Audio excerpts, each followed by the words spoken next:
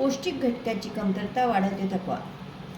3. चेहऱ्यावर फिकटपणा, दर 2-3 तासांनी थकवा जाणवणे, चिडचिड, भूक न लागणे, नखाचा पांढरा रंग ही लोहाच्या कमतरतेची स्पष्ट लक्षणे आहे. नियमित काय खावे?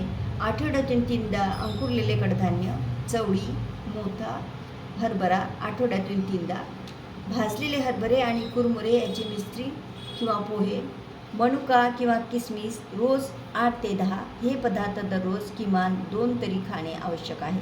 लक्षात ठेवा, सोबत व्हिटॅमिन सी जरुरी घ्या.